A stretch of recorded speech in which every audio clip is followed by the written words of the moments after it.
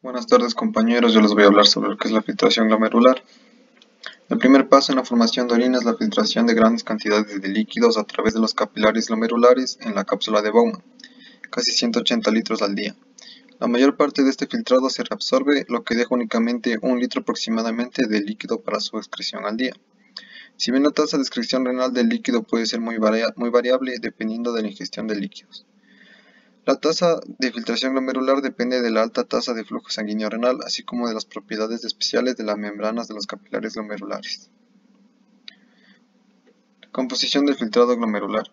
Los capilares glomerulares son relativamente impermeables a las proteínas, de manera que el filtrado glomerular carece prácticamente de proteínas y elementos celulares, incluidos los eritrocitos. Las concentraciones de otros constituyentes del filtrado glomerular, como la mayoría de las sales y moléculas orgánicas, son similares a las concentraciones en plasma.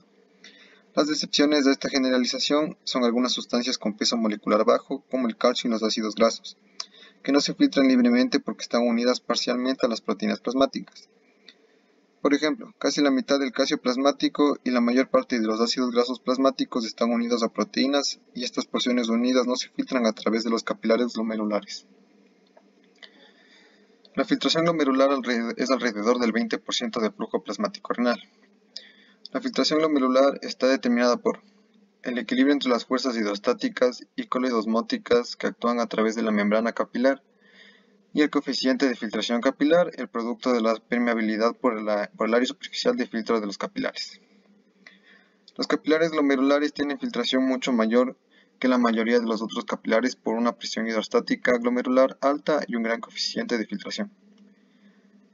En el adulto medio, la filtración glomerular es de unos 120 mililitros por minuto o 180 litros al día. La fracción de flujo plasmático renal que se filtra es media de 0.2, lo que significa que es alrededor del 20% del plasma que fluye a través del riñón, se filtra a través de los capilares glomerulares.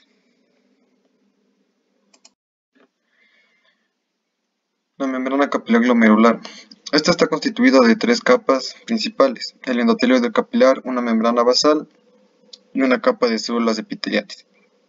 Juntas estas capas forman la barrera de filtración, que a pesar de sus 3 capas, filtran varios cientos de veces más agua y solutos que la membrana capilar habitual. Incluso con esta elevada intensidad de filtración, la membrana capilar glomerular evita normalmente la filtración de proteínas plasmáticas.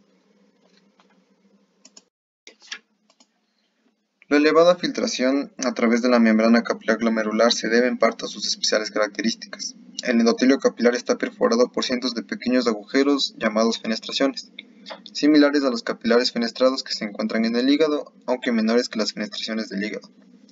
Aunque la fenestración es relativamente grande, las proteínas celulares endoteliales están dotadas de muchas cargas negativas fijas, que dificultan el paso de las proteínas plasmáticas. Rodeando el endotelio está la membrana basal, que consta de una red de colágeno y fibrillas de proteoglucanos que tienen grandes espacios a través de los cuales pueden filtrarse grandes cantidades de agua y solutos. La membrana basal evita con eficacia la filtración de proteínas plasmáticas, en parte debido a las cargas eléctricas negativas fuertes de los proteoglucanos. La parte final de la membrana glomerular es una capa de células epiteliales que recubre la superficie externa del glomérulo. Estas células no son continuas, sino que tienen unas prolongaciones similares a pies, podocitos, que rodean las superficies externas de los capilares. Los podocitos están separados por espacios llamados poros en hendidura, a través de los cuales se mueve el filtrado glomerular.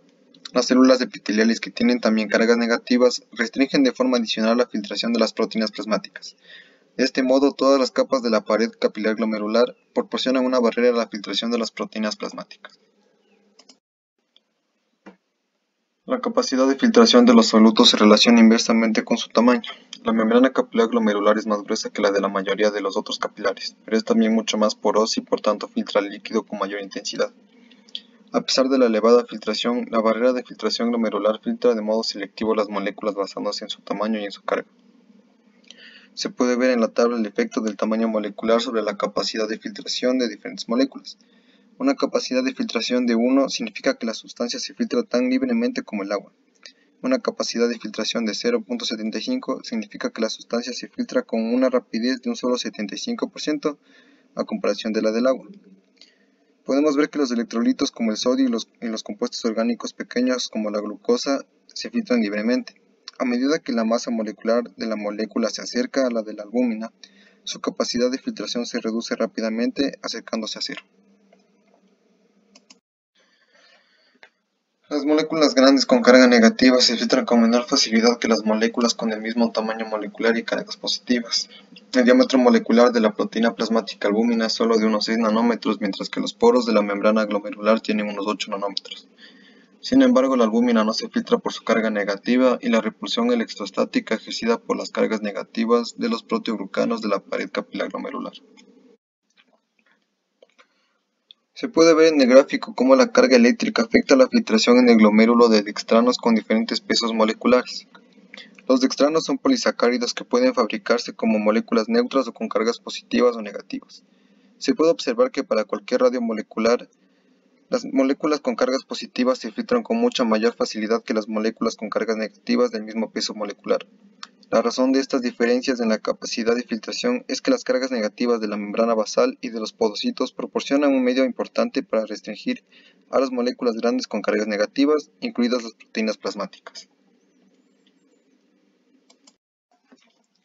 En ciertas nefropatías, las cargas negativas que hay sobre la membrana basal se pierden incluso antes de que haya cambios notables en el aspecto histológico del riñón, un trastorno que se denomina nefropatía por cambios mínimos.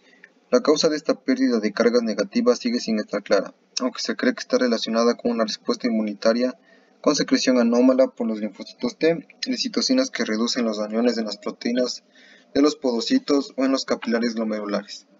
Como resultado de esta pérdida de cargas negativas en la membrana basal, algunas de las proteínas de peso molecular bajo, en especial la albúmina, se filtran y aparecen en la orina, un trastorno conocido como proteinuria o albuminuria. La nefropatía por cambios mínimos es más común en niños pequeños, pero también puede padecer en adultos, sobre todo los afectados por trastornos autoinmunitarios.